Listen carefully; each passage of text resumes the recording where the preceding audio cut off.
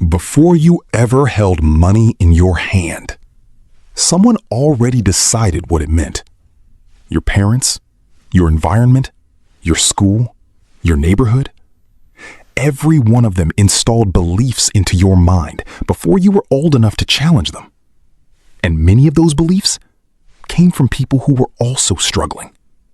Which means you may still be operating on survival software written by people who never escaped survival themselves. Today, we trace it back to the source. The human brain is most absorbent during childhood. During those early years, you weren't critically evaluating beliefs. You were absorbing them directly, without resistance, without filters.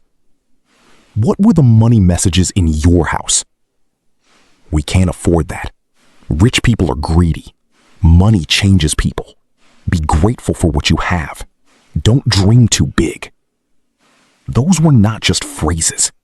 They became emotional associations, neural patterns, subconscious expectations. So now, as an adult, you may consciously want success while unconsciously associating wealth with danger. And no matter how motivated you are, your subconscious wiring keeps pulling you backward. This is not weakness. This is conditioning. And naming it is the first step toward changing it. The association effect. Now let's talk about the people around you.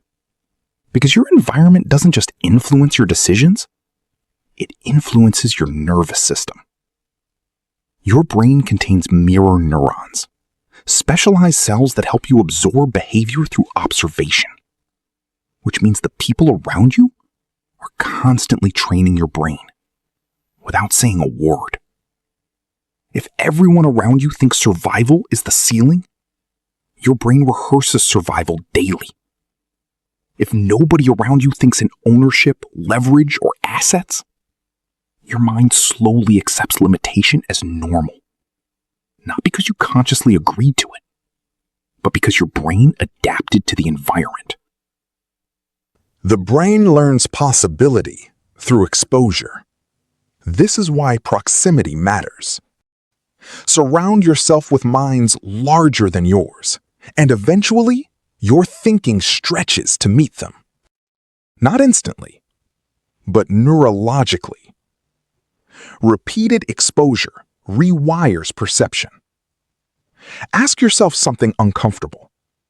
Do the people closest to you know something about wealth that you don't? Not hustle, not survival. Wealth. Do they understand ownership, compounding, leverage, building?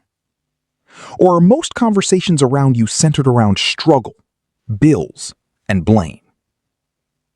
This does not make anyone evil, but it does shape your psychological environment. You may not need to remove people, but you absolutely need new mental models, new voices, new ideas, new exposures. Because your future is heavily influenced by the minds your brain interacts with repeatedly. Final episode, we put everything together. Because awareness alone changes nothing. The brain does not change through insight. It changes through action.